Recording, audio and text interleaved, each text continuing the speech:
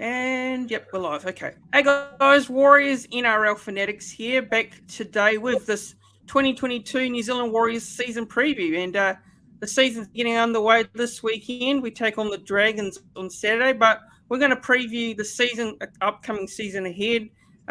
Joining me tonight is Whitelock. He's given up to come on and do the season preview with me. So Keith Whitelock, how's it going? Hope you're all good. And yeah, introduce yourself for those of you who don't know who you are. Yep, evening fanatics. Good to be here to talk to you and all of your followers. I can see that you're agonizingly close to the 1,000 followers mark. So I personally have subscribed and watch most of your videos. I know they come out maybe every day or so of varying lengths. But yeah, for those who don't know, which I can imagine is most of you guys, my name is Keith Whitelock. I write for Everything Rugby League, which is a website that I co-founded, but took a step back from a number of years ago now. And I mostly write articles around international rugby league, but being an expansionist, I'm a huge Warriors fan, have been for well in excess of a decade now. But I think that positions me to say that I can share in the pain that most fans watching this have been through.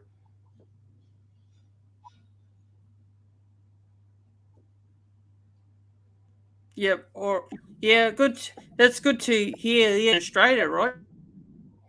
Yeah, I live in Sydney. Sydney, is that right? Yeah, I live on the North Shore of Sydney. Pretty wet here at the moment, but has been for about a month now, I think. Yeah. Yeah. So, yeah. Yeah. How's it going up there? Because I've heard there's been a lot of floods. There's been a lot of floods lately. Lismore and Lismore, Northern New South Wales, Queensland. But where you are, how's the flood there? Yeah, it's a good question. Well, I live on the North Shore, so I'm around the highest point in Sydney, so we're pretty good for floods. But I know that people a little bit further out west, there's a few bridges that have gone under. Hopefully, it doesn't affect any of the NRL games, though.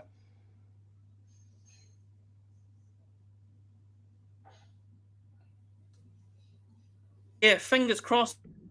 It's great to have the footy back this weekend. I'm very lucky.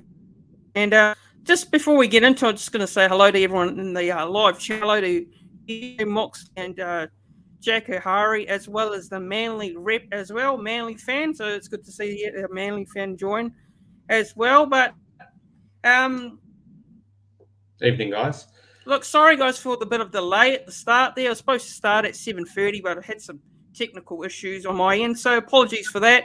And if it does a little bit during the stream, I'm sorry I can't do anything. But yeah, let's get into the season preview for the Warriors. So yeah, let's get into it. So first things first, what I'm going to do is I'm going to go through the Warriors squad, the Warriors squad for the 2022 season,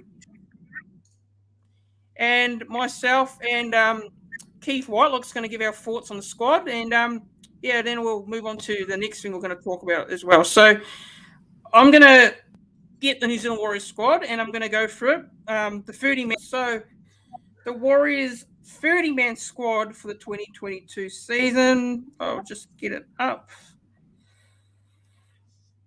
Where is it? Again, I'm having issues. Sorry, guys. So the Warriors NRL squad, just bear with me, it won't be too long.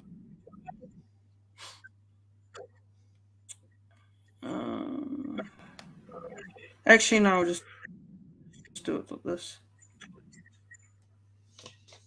Actually, I'll get it up from the Warriors website, as it's just not loading. Very annoying. Happy to. Okay, so I've got it in front of you if you're struggling. Through it now. So Aaron Pene, Aaron Pene, yep, Adam Pompey, Adam Fanua-Blake, Ash Taylor, the new signing, Bailey Serenin, Ben Murdoch-Masila, Bunty Afoa, Chanel Harris-Tavita, Dylan Watini-Zalesniak, Edward Cozy, Elias Sakatoa, Ewan Aiken, Jack Murchie, Jackson Fry, Jazz Tavanga, Jesse Arthurs, Josh Curran, Junior Ratuva, Marcelo Montoya, Matthew Lodge, Pride Peterson, Rabati, Gary, Sean 2018, Otto Colo, Tohu Harris, Dami Valia, and Wade Egan. I think that's the Warriors. That's the that's Warriors side. So on the 22 Warriors squad for the season.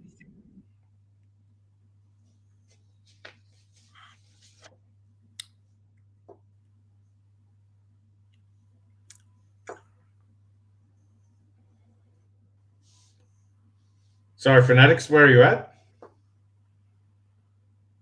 Can you hear me? Yep, I can hear you. So I think overall it's a very balanced. Did you get it? I just said, what's your thoughts on that? Yeah, what's your thoughts on the squad? Yeah, what's your thoughts on the New Zealand Warriors squad? Yeah, I think it's a very balanced side. I Yep. see some other squads in the NRL are quite top heavy in terms of their salary cap, and I think that the squad that you just read out is certainly has Peter O'Sullivan's name and DNA written all over it. Not entirely, of course. However, you could see some of the young talent that he discovered starting to flow through. And I think there's a lot more depth than what we had last year in terms of being top heavy in the salary cap space.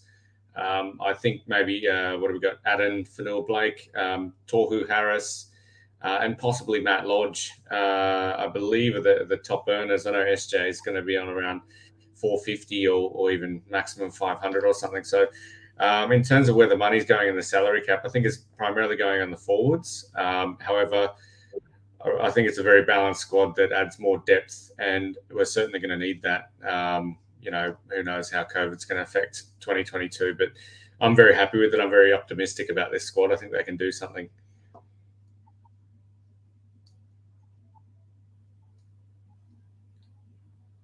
Yeah, I think pretty happy with the squad. I think we've got a pretty good lineup, and in terms of the squad's pretty good. I think all the signings, the very key signings, the likes of Shaun Johnson back at the club, and Aaron Penne coming from the Melbourne Storm. I think that's a good signing as well, and we've got some young players there as well. So I think it's a pretty balanced side, pretty balanced squad on paper. Actually, I think it's a squad that's more than capable of making years. So,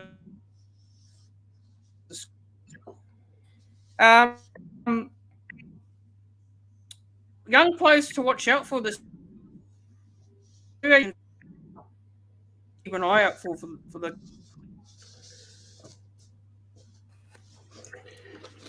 Yeah, I think I don't think I have too many different players for young players to look out for than what most of our fans have.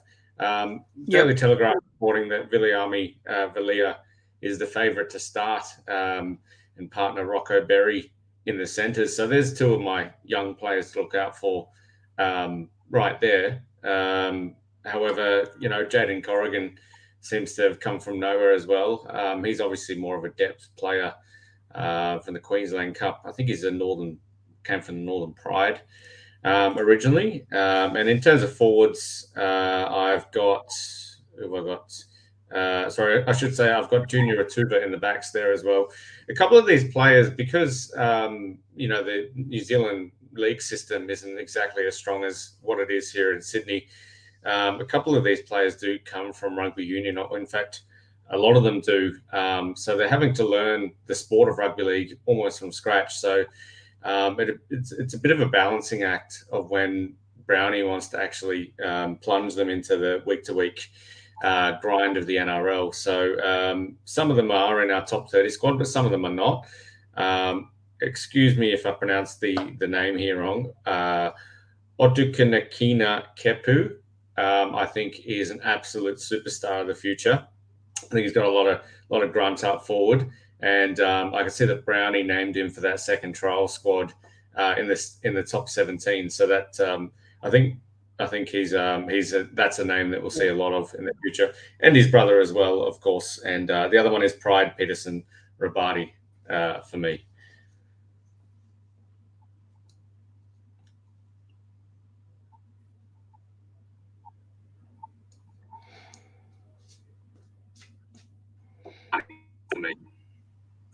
Yep.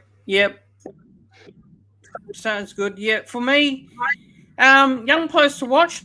I'll probably say the Kepu twins, Kina and Valangi Kepu. You know, we saw Kina and Valangi Kepu play in the you know, have the second was cancelled. The terrible weather up here, and so yeah, look, that was because it's so off, but in terms of prep, yeah, the Kepu twins for me, and as well, I've got massive raps on the young kid Rocco Berry, and last year he had some injuries and started some great potential there. And Jaden's another one actually. I think Jaden Corrigan really impressed. I think he's come off the bench, so yeah, Jaden. They are players to look out for this coming season for me, for the young talent going through them there. But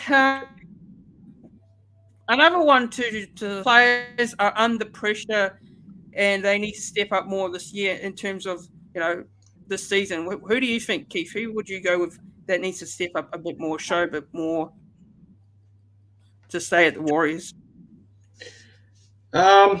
Yeah, I've got a bit of a mix with this one. I think Ben Murdoch-Masila. I think everyone can see the potential, which is a strange word to use with such an experienced player, but everyone can see the value that he can add to the squad. But I think there were some concerns since signing over his fitness levels. I don't think he's ever going to get to the stage where he's playing, 50 minutes a game or anything. But I think, he's under a bit of pressure to play more minutes because he does play in quite a similar vein of style to Elias Ikatoa.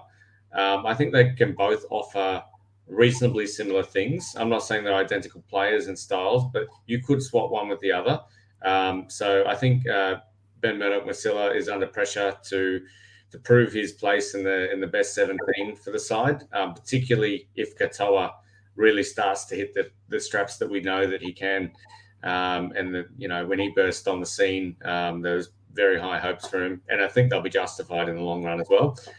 The other one I've got is Rhys Walsh, which sounds a bit strange, or may sound strange to some other Warriors fans, considering that he has the capability of winning games almost single-handedly for us. But we know that NRL and particularly breakout rookies syndrome quite a lot. So we saw it with players back in the day like Daniel Mortimer. I think Rhys Walsh has got a lot to prove in terms of the showing that he has a capability of playing week to week NRL in such a key position as fullback. In saying that, I think he's more than capable of doing it. I just think there is a little bit of pressure there with the second year syndrome. Who I have is Cody Nicarima. I think everyone will probably have him in their list. The silver lining in all this is that he's playing for a contract. I'm not confident the Warriors will look to re-sign him, but either way, he's playing for a contract, whether it be with us or another team in the NRL. So, from all reports, he's won the race over Ash Taylor for that starting spot next to SJ, which initially I was much more of a fan of Ash Taylor. However, seeing the form in the All-Stars game and the first trial, I don't have an issue with it. However, I can see Ash Taylor getting a run in the first 10 rounds as well. And the last one is Jazz Tavanga for me. I absolutely love Jazz Tavanga. I love everything he brings to the squad. And I think that if we ever do manage to go, however far, and ideally, long term, of course, you want to aim for a premiership. If that ever happened with someone like Jazz in the team, he's the kind of player with the Warriors DNA, the Warriors son that's come through the ranks that you want to keep in your 17. However, he's fighting Josh Curran and Bailey Sirenen just for that 13 spot. And I think he said he's pretty much resigned to number 14 at best. So I think he needs to really play for his spot in the 17.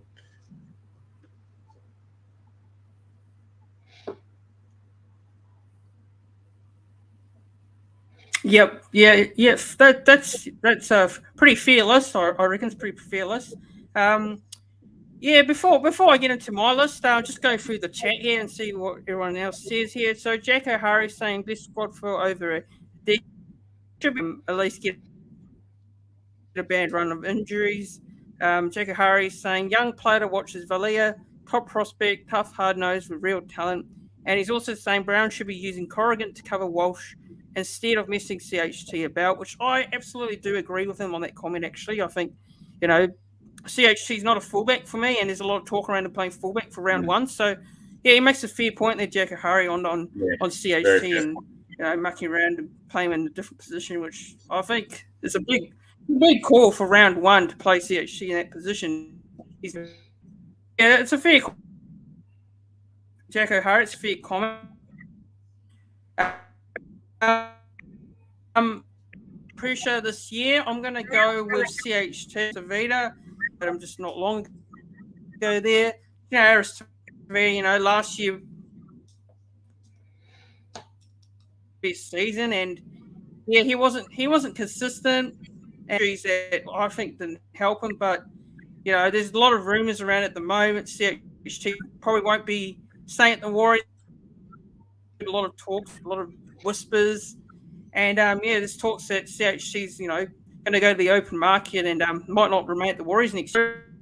I know there's a lot of people that say, he's had so much time in that, but I think CHT, he's got to be in for a big season. I think he's a player under pressure. I've only had one more player, and I think probably, another a bit more too. And I think in the Mouldy game, he played well. The Storm, I think he was a little bit quiet for my liking. Mouldy game stepped up, showed he can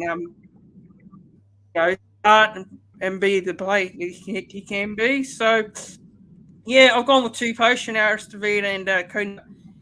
Any last words you'd like to say in regards to players under pressure, Keith Whitelock?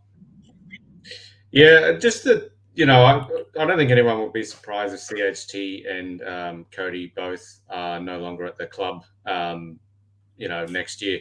And look, for what it's worth, both players have a value at times. However, you think back to last year's half combination where it was Sully, CHT, and Cody Nicarima, and it's a results-driven business, and there were games there, particularly a game against Newcastle, where they just didn't have what it takes to be a top 8 NRL quality controlling half.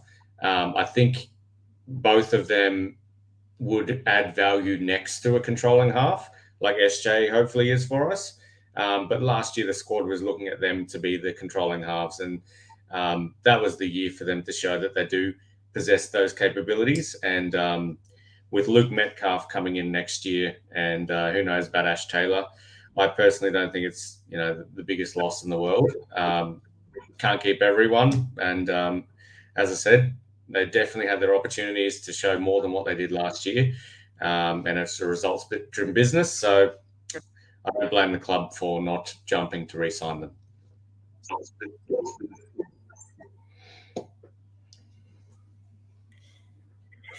Yeah.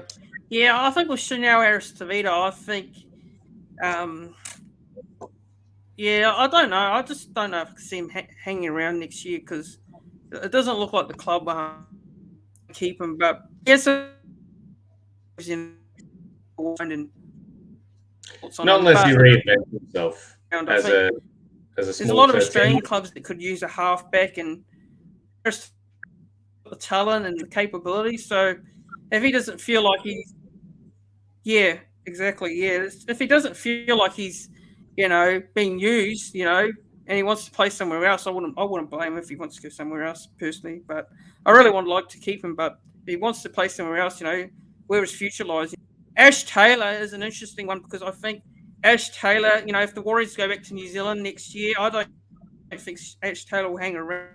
I think with his family in Queensland and that, I think he might end up,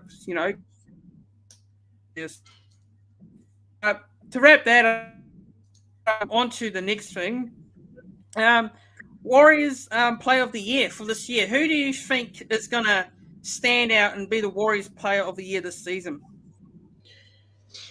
Yeah, it's a tough one. I mean, there's no sort of. I'm not going to reinvent the wheel here. It's someone like Adam Blake. He's our alpha forward, I think.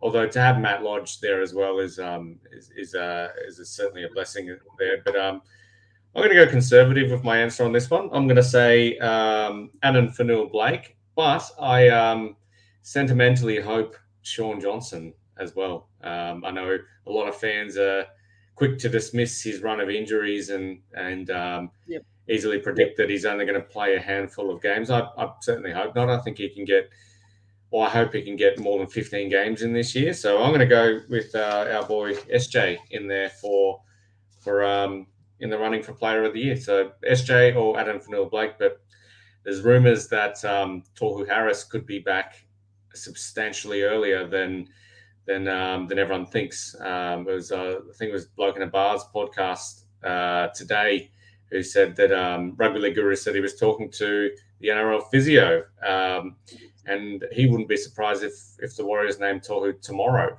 in the team list. Now that's a bit early, I think. I don't think he will be named tomorrow or anything, but I guess the message there is there might be a chance in 4 rounds in or something.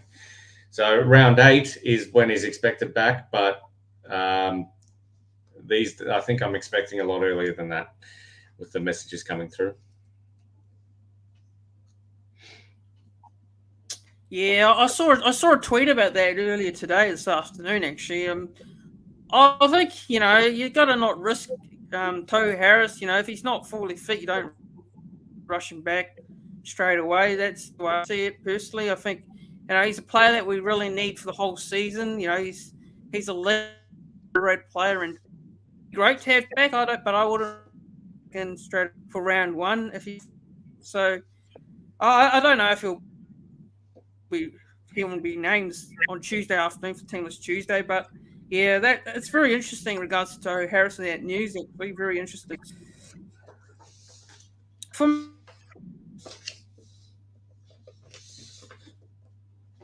I'm going to go with someone really left.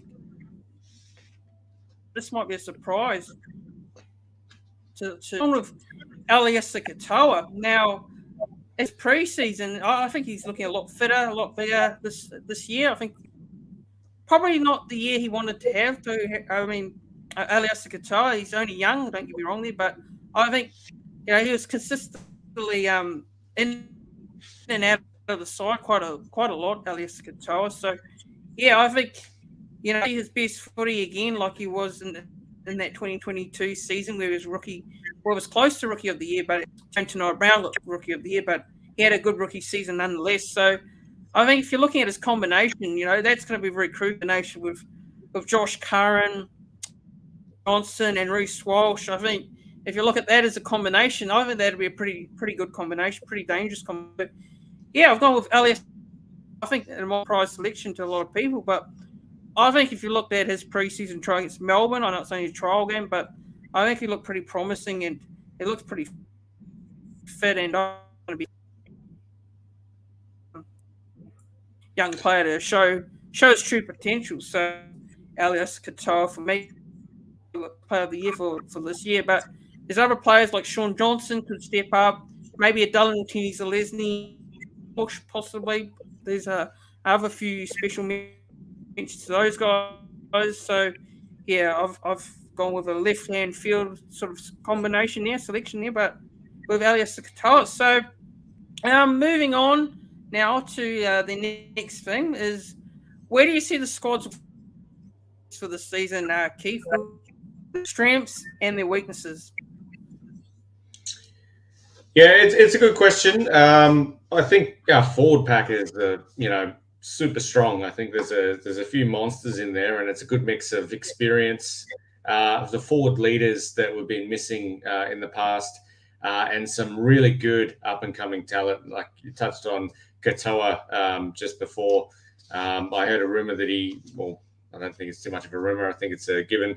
He requested to play a lot more off SJ when SJ came back, and I think that combination is going to be crucial to the way or the style that we play in this year. As SJ sort of shapes to play out the back to the weapon or the threat that Rhys Walsh is, and could go short to someone like Curran or Katoa. So I think that our forward depth is super strong. Someone like Aaron Penne coming in, playing off the bench. The fact that there's even a question around whether Ben Murdoch-Masila is good enough to make the 17. And I can see why that question's there, but it does highlight the fact that, we do have depths in the forwards. We've obviously got a ton of depth in the halves. I think if you include Adam Cook in there and Rhys Walsh that can play in the halves, I think we've got about six players to choose from there. Which just leaves the outside backs very inexperienced, with the exception of DWZ.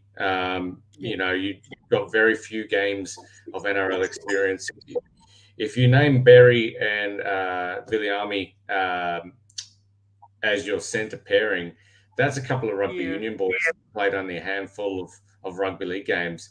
Sure, Berry's coming along. I hope that Berry gains a little weight on his frame as well. He looked a little lean last year for me. Montoya's got some games behind his under his belt, and Walsh obviously burst on the scene last year. So very inexperienced out of back line, but luxury of depth for the halves, and a very, very impressive, one of the top forward packs in the game, in my opinion.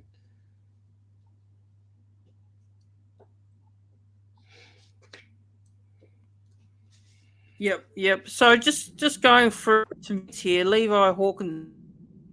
Hello to Levi Hawkins. Hope you're doing well. He's saying, can't wait for the season to start. Seems like forever.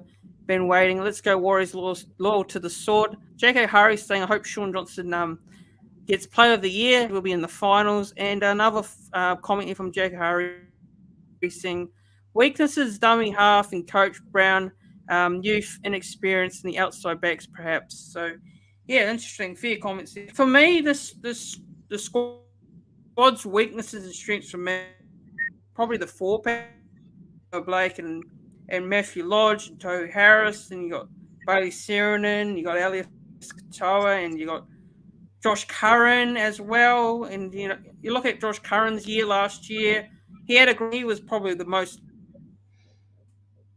last season. So yeah, look, pretty good forward pack. You've also got on the looks new signing. I think he should be in the 17 each week. He should be there, personally, from my point of view. But for a week, remains still on our outside backs. Now, they're all very talented young players, and the thing for me is they're inexperienced at this level of the NRL. There and some very quality teams that are probably got a few more experienced players in their side. So, yeah, I think inexperience is probably something that could let us young outside backs there. And Hook, actually, I think this is a little bit of let's say Wade Egan gets injured, and yes, follow the side. He's still unproven. We still don't know what he's going to side actually, because too many grade. There's a lot of people that he's got a good running game. I've heard a lot of talks around his running games, his strength. So plays. The grind. He's very young, and He hasn't played NRL much before. If he gets injured, we get 2 hookers injured. That's a bit of a blow because who's going to play in that hooker spot? You got Cody, he can play there, but I don't think Nathan Brown's going to play Cody Nicarima this. Now, going through some of the comments here, I'll just go through some of the comments quickly. And the Warriors got your 9th this year. Oh, fair enough. CJ Moxley says, hope the Warriors do well. And the Manly reps, I reckon the Warriors could push for the top 8. Well, fingers crossed for that one. But on to the next thing now. And Ben Murdoch-Masila, where do you think he will fit in the 17 this year? Because it's in the side, where Ben Murdoch-Masila playing? Do you have him starting, or would you have him on the bench, or would you have him, or would you not have him in the team altogether? What are your thoughts on that, Keith? Yeah, I would have him in the team, but the issue that the Warriors, Al Brownie has, is I think someone needs to convert to the front row from the second row.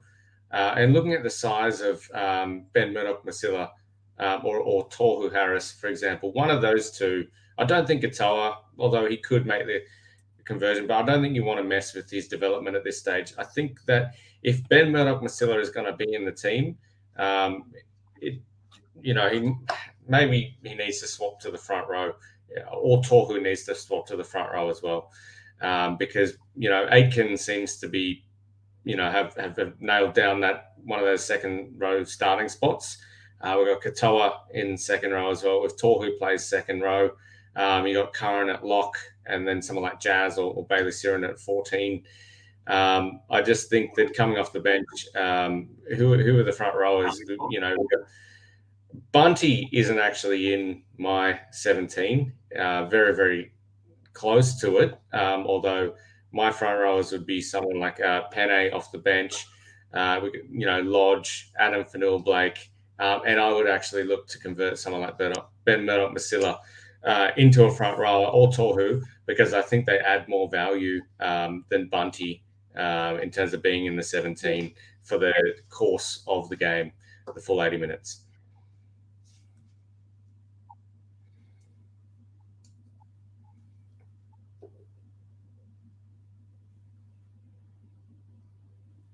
Yeah, on Ben Murdoch-Masila, actually, he last year, I believe Nathan Brown was, putting him in and out of the squad quite regularly. He was playing him almost freaking like, excuse my language here, but he's almost played in like every position, and like in the forwards, and he's either playing him off the bench or he's not playing him at all. And I think there's talks that Ben Murdoch-Masila apparently his fitness was the main reason why he was not getting selected regularly. So I'm not too sure how true that rumor is, but there was rumors around it that his fitness wasn't great and that he wasn't impressing Nathan Brown. So that was why he was still last year, coming from the Super League it's a different code altogether. Super League. I know people don't rate Super League highly over the NRL. Over there, I've actually started watching it. So. Yeah, Ben Murdoch-Masila, I watched his highlights, and I thought he's going to come in and be a good impact for the side. But last year it wasn't, the year that Ben Murdoch-Masila probably maybe wanted on himself. And I think this year it's quite hard to see where he's going to fit in the 7. Personally, from my point of view, I think he'll either. I just don't think he'll be starting. I think you can't take out the likes of Lodge and Adam Fanua-Blake. That combination, I think, worked pretty well last year from my point of view. So I think Ben Murdoch-Masila probably somewhere on the bench or maybe not playing, but I'd have should be in there personally.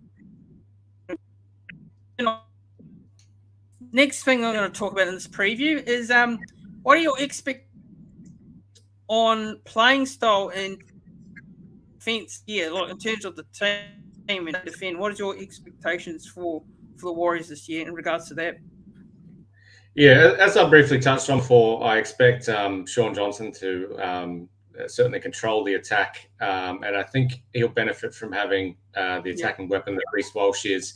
A lot of shape out the back, but some good lines run by Curran and Katoa in particular, and maybe you could throw Aitken in there as well, but a little bit wider out. For me, it's all about defense.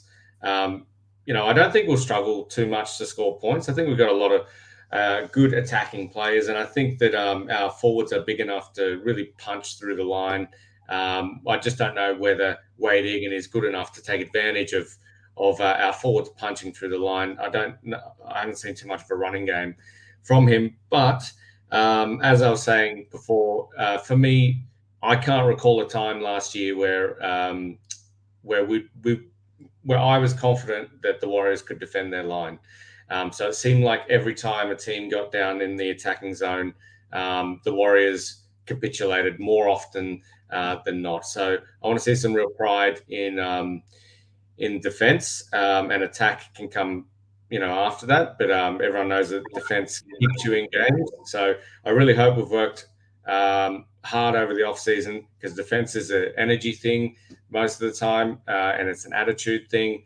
So I can't stress enough that I'm sick of seeing the team concede points every time we get under pressure at the end.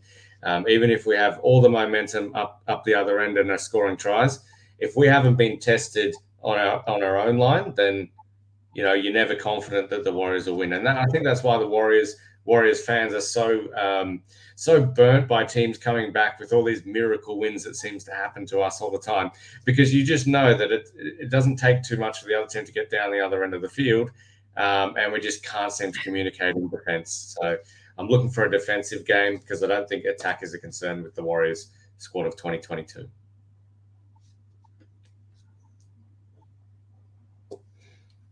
Yep. Yeah, I think you're absolutely spot on there. I think in terms of defense, I think a bit of a last year points. I know that last year we were in games, majority of games, lots of close score lines that I think were just lacked composure. Like, it was in terms of our halves, the issue, because we lost a very close mark, well in games, but the thing is, we just weren't able to deliver. Went clocked off. So I think defensively we need to really sort that out. Score a lot of, but it's just defensively where I think we need to work on the most. From my point of view, I think that's the most important for the NFL. You need to have a great defense, crowd under pressure. That's something the Warriors have kind of. But defensively for me is really important in terms of forward. On to key players. For now, key players. Who do you think is a key player for the Warriors this year in terms of the squad? Who's the key players to the side in general? Who are your key players to watch? Yeah, obviously Rhys Walsh. We touched on defense a second ago. I want to see how he goes reading set plays and controlling our defensive line from 10, 15 meters back. So Rhys Walsh is obviously a crucial player for us in defense, certainly as much as attack. But as I said, I think the Warriors need to prove that they can defend their line before we get too ahead of ourselves with the team. No going beyond Sean Johnson, which we already touched on. I'm sure everyone listening, doesn't want to touch too much more on SJ. I think we all understand the importance that he poses for us next year. Adam Fanua-Blake as the alpha forwards leader, and the service from Wade Egan needs to be crisp. We don't want to see him picking up the ball before passing it every single time. I want to see crisp left to right passes off the ground. And I'd ideally like to see a little bit of a running game from him if our forwards start to punch through that line. I don't know where Lodge, whether it's going to be AFB and Lodge starting at the same time, because I know there was concerns that if both are off the field at the same time, the forward pack quality deteriorated too much last year. So there was games where Matt Lodge would come on and replace Adam Fanua-Blake and vice versa.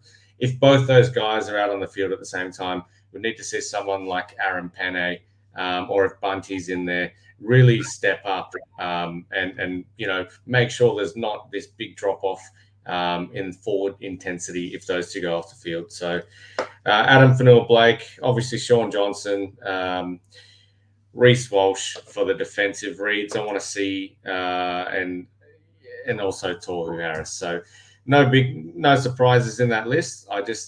We need to see the Warriors defend more than anything else.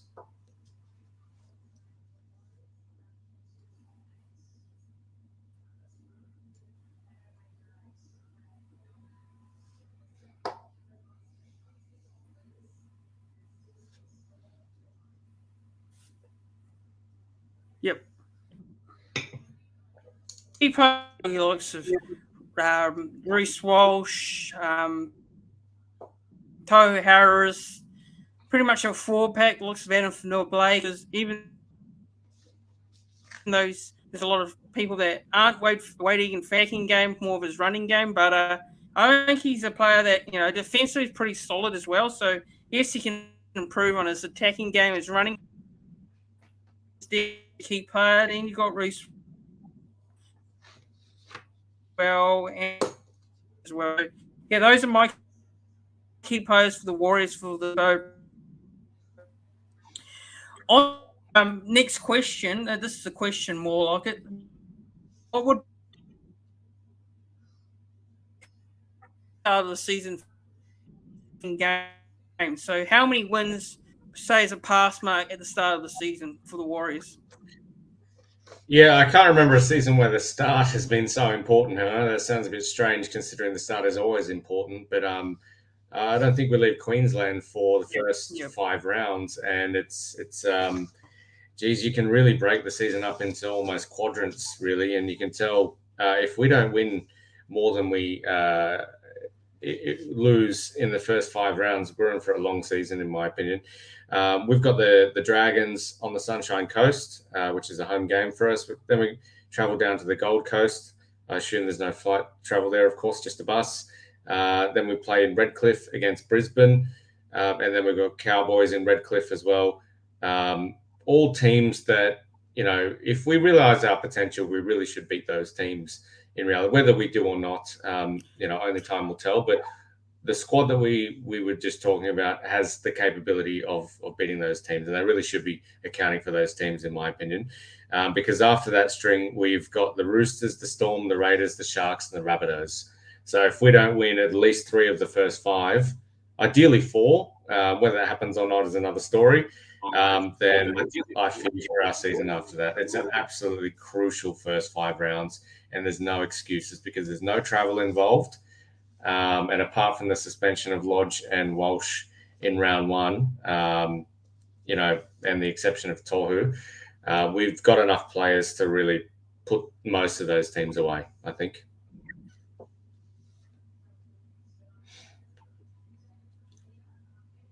Yeah, if you look at the first 5 games, I think the likes of, the Dragons, the Titans, that's a game that I'll be definitely attending. So I've got my tickets for that. So there'll probably be on the channels, tune in for that one. But hopefully we can nag.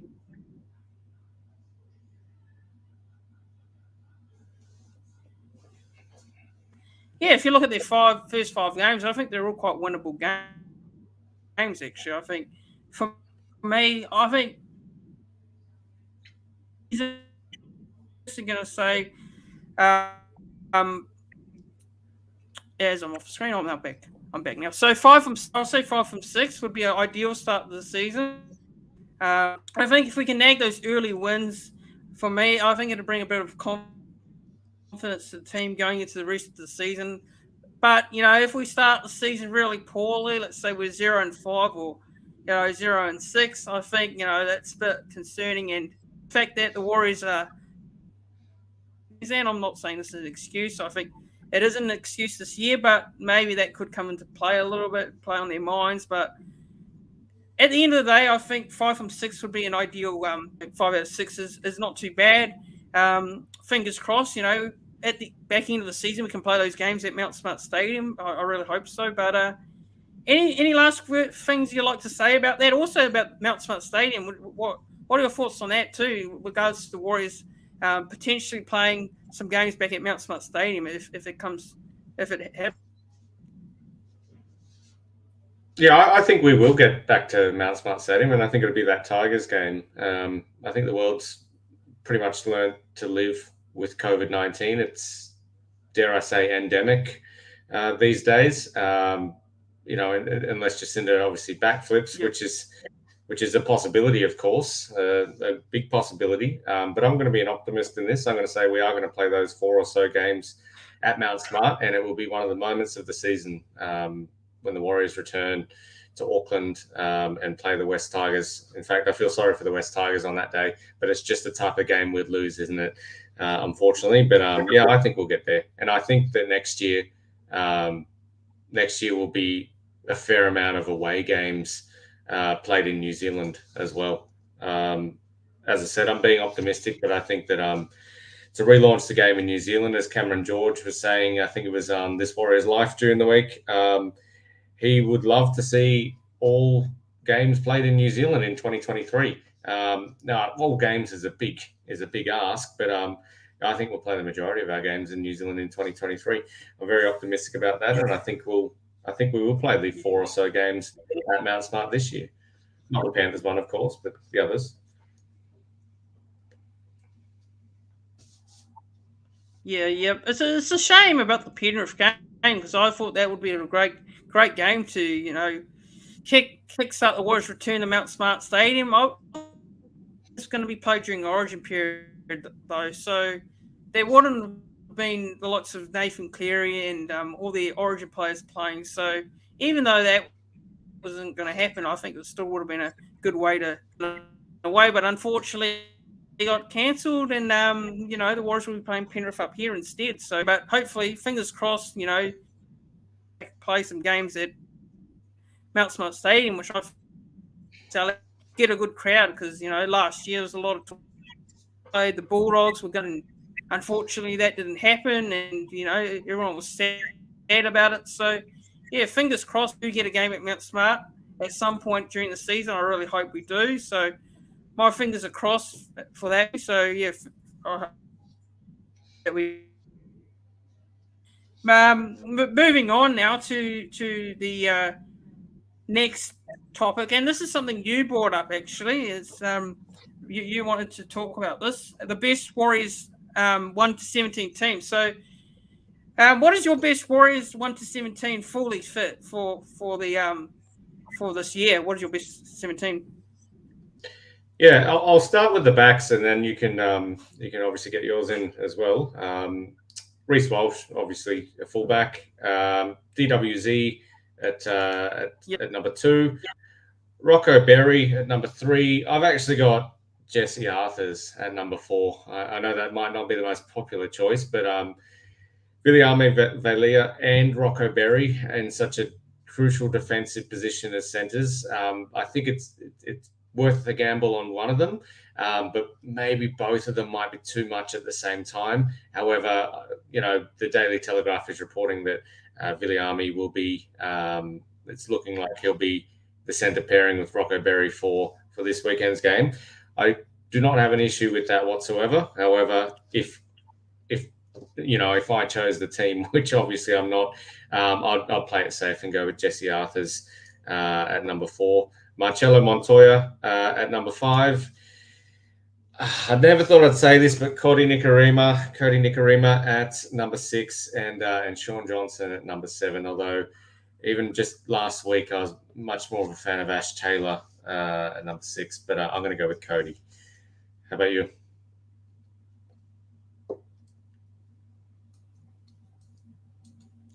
Yeah. I've gone with Cody Nicarima in there. I think he'll be in that 6th jersey for me. Yeah, I just looking at the off season. I know we can only go off because there was no control due to unfortunate circumstances there with the weather up here in Queensland. So yeah, look, if you're looking at Cody Nicarima, I think you got a 6th jersey for me.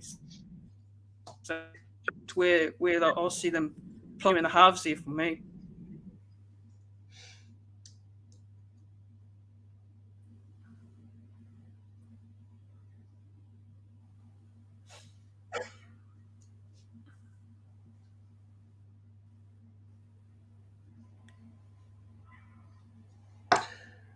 All right, assuming you can still hear me, I'll go through my forwards now. So obviously Adam Vanille-Blake at 8, Wade Egan at 9. Although I wouldn't have minded seeing Cody play 9 and train there a lot in the off season. I thought that would have added value. But at the end of the day, Wade Egan number 9, Matt Lodge number 10, Ewan Aiken number 11, Torhu number 12, Josh Curran at 13, and the bench is Jazz Tavanga, Ben Murdoch-Masila, Aaron Penne, and Eliesa Katoa.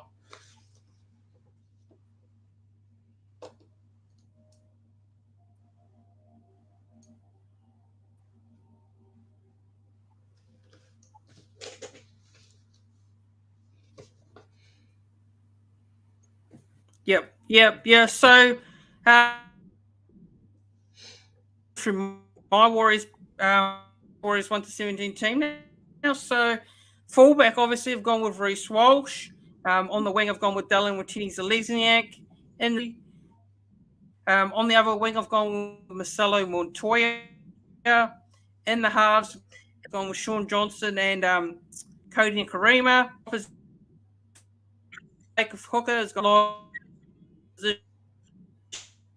the second row of and Elias Sakatawa and Mylock. So onto the bench, and I've gone with Jazz Tavanga, Bunty Afoa, Ben Murdoch-Masila rounds out my 17. What's on my predicted my best Warriors?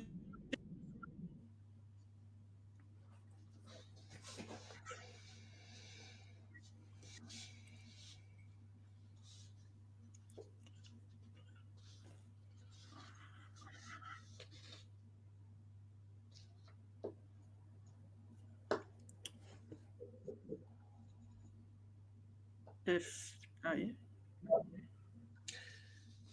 You there, Fanatics?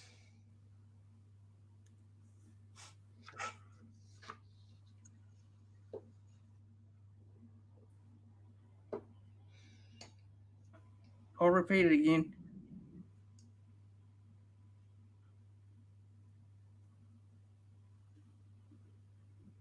I don't think you heard me. Yeah, so I'll just say it again here. My team. So bench is Jazz Tavanga, Bunty Afoa, Aaron Penne, and Ben Murdoch-Masila. So that's my 17 for the all best Warriors team for me. So now on to season. So where do you think the Warriors to enter the season? Where do you, in terms of position on the ladder? Who do you think will be our top try scorer and a leading scorer for the Warriors this on? Where you think we'll finish in terms of predictions wise? Yeah, it's a bit of a change of tainted chalice, isn't it? Trying to predict the exact position that the Warriors will finish in. I don't think anyone ever gets that right. I think somewhere between 7 and 11. Maybe if I had to nail down a position, I really think that they can scrape in the 8. So I'm going to go with 8th. But I think they'll finish somewhere in that quadrant that I just named. But can you ever really be confident behind where the Warriors will finish? Certainly, the team on paper and the depth that we've got this year can finish as high as 7. Looking at the other teams, so look, let's go with 8th. I'm going to be optimistic and say we really should be making the 8 this year. There's really no excuses, to be honest with you. They're not living in each other's pockets at the moment in terms of living in a resort. They're living in and around Redcliffe with their families. The players have 1-year leases on houses in the area. There's no travel like there usually is, with traveling back and forth to New Zealand every fortnight. It's Nathan Brown's second year. It really should have some squad cohesion. Largely the same players that we finished up last season with, sure, with a few key signings in there. But I don't think there's any excuses for the Warriors in 2022 whatsoever. I think that they would probably agree with that. And anything less than a top 8 is an absolute failure.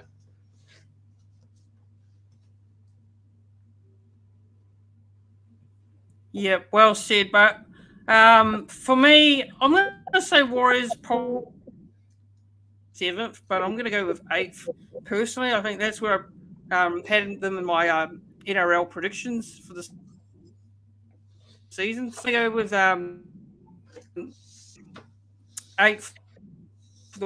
In terms of who you think's going to be like the top try scorer for the Warriors this year, who do you think's going to? In recent had good wingers, Ken Mamalo, but we don't have those likes of those players anymore. But for you, who do you think's going to score the most tries for the Warriors this year? On the try scorers list, then, and who's going to be point scorer for the Warriors this season? What are your thoughts on that, Keith? Yeah, there's no real standout, is there? I'll be conservative and say Marcelo Montoya. It could be. I'll just go with either of the wingers. Let's go with Montoya. But you can see Katoa scoring a few tries off an SJ short ball. Walsh could be up there, but look, let's bet down an answer here and go with Montoya. And the point scorer obviously depends on who's given the goal kicking. I would personally prefer to see SJ as our primary goal kicker, although obviously Walsh has the capability of kicking goals as well, and I think Cody can as well. But I think SJ has been doing it for over about 10 years now. So SJ top point scorer, hopefully given the kicking tee for goals as well. So SJ.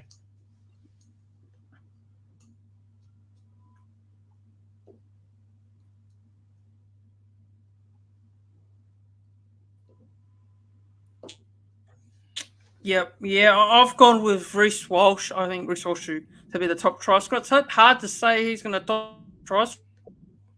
There's not really any standout in terms of who's going to score try for the Warriors. So, if Dylan Watini-Lesniak, you can throw him in there as a winger. Maybe something like that. I think I've gone with the safe option of Rhys Warriors this year. Leading point scorer, probably go with Sean Johnson because I think he'll do majority of the goal kicking there. So, just go through a couple more comments here in the live chat before we end the preview for tonight.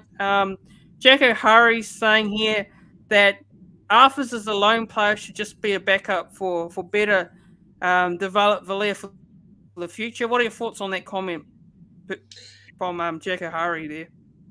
Yeah, it's a very fair comment, Jack. In fact, I think that's the third or fourth comment that I'm inclined to agree with you that you made tonight. I can see exactly where you're coming from with that comment. The reason I'd have Arthurs as centre is just because he's more experienced. He's played a lot more games of rugby league given his upbringing. And to have Berry and Viliami Valia at both sort of in that key defensive position of centre. Either way, I wouldn't mind, but conservatively, I'd go with Arthurs to shore up one of those centre spots. And Berry needs to be in the team, of course. So it's a very fair comment. I can see exactly where you're coming from. Personally, I'd go with Arthurs, but happy either way.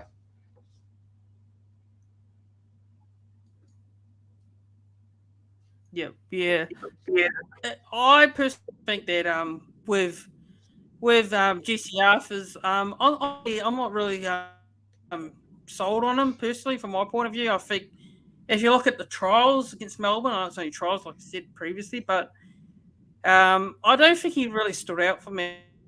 Really, I think he'd be a good backup player for if we have injuries in the outside backs for the season. That's probably for me. I think you got to let that start over the Arthurs. I think Jeffers is a lone player. He's a lone player, so option in terms of the outside backs actually. But reading a standard starting half, but Brown will put him alongside Sean Johnson for sure. I understand your opinion there, Jack O'Hara, but fair enough. And he's also saying Montoya top try scorer feeding off Berry. I think it's not a bad try scorers list. The Steve Whitelock final thoughts before we wrap it up for tonight for the preview and ahead. Yeah. I want to see I want to see less changes week to week, unless they're, of course, caused by injury. We need to look at some squad cohesion. Last year, there was chopping and changing. Brownie had a different idea of, who to play and where and when. I think we just need to pick and stick a lot more this year. Brownie's under a huge amount of pressure, and quite frankly, he should be. He did have a lot of interruptions. I think fans are prepared to write off last year. But if we don't learn anything from last year, it'll be an absolutely wasted year. So I'd like to see players play in a similar position or the same position that they've trained the off-season in. And now 2022 is not the time to be chopping and changing and find out who can play their best position where. That was done last year. So I mentioned Will and This Warrior's Life. I hope you don't mind me giving them a plug. It's an absolutely fantastic podcast. But he had a interview with Cameron George, the Warriors CEO, during the week. And just on Nathan Brown, Cameron George says he's certainly switched to win mode now. Last year was more of a development phase, but it's a sensible squad that he's got now. And there's a real focus on results-driven outcomes as well as continuing to improve. So the line there for me, he's certainly switched to win mode now. Last year was more of a development phase.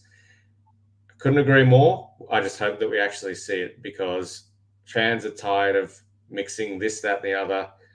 We're confident behind this squad, or reasonably confident behind this team.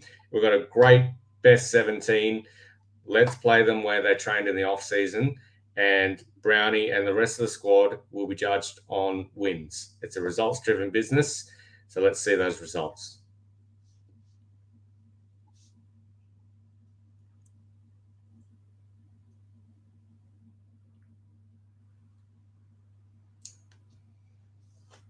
Yep.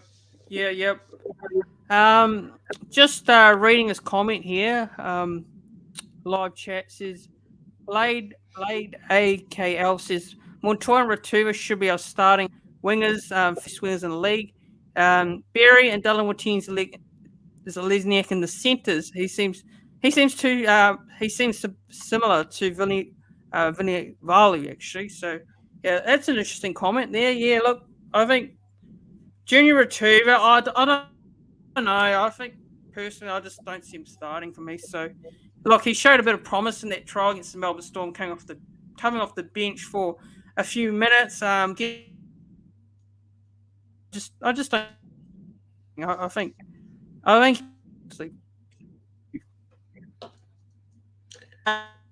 Harry here. One more comment. I'll just take one more comment here. Jack Harry saying Brown still worries me, but hopefully gets better results this year. I know the owners won't. I know the owners season. There's no reason why we can't make the top 8 this year, and if we don't make the top 8 this season, I think it's personally a failure from my point of view. I think we've got to make finals this season. I know there's a lot of experts out there that probably have the Warriors near 12th or 13th or 11th, which is, I understand it. It's fair enough. That's people's.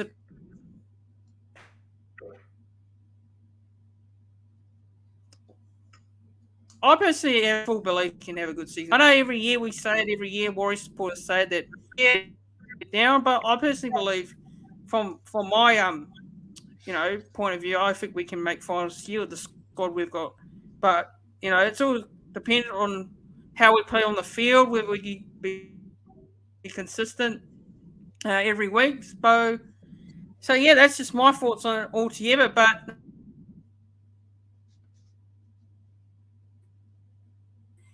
being patient with issues at the start of the stream with trying to connect and get ready. But I'd like to thank you for your patience and 2022 seasons for coming on, and I appreciate during this.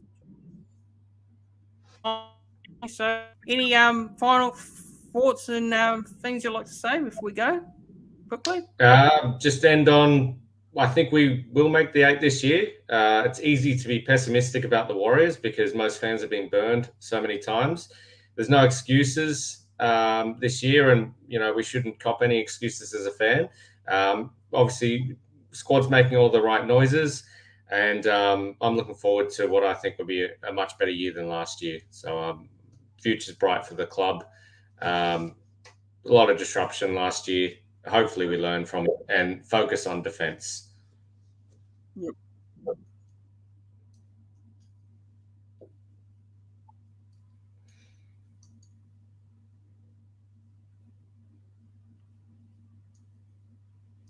Yep. Well said. Yep. So, if you want to go check out Keith Whitelock, where if they want to have a discussion about the Warriors and the NRL, and I know you're a big advocate for the international game. So where can they find you if they want to have a discussion or website? Yeah. Where can they find you? So you can read my articles on everythingrugbyleague.com. And I just have a personal Twitter, which is Keith_Whitelock or Whitelock_Keith, one of those two. Should probably check that. But I'm less heavily involved in the journalism side of rugby league these days. So like everyone watching this, I'm just an avid fan who has a lot to talk about and can talk footy for hours. So yeah, in terms of articles, everythingrugbyleague.com, primarily international articles, and then Twitter is Whitelock_Keith, I believe.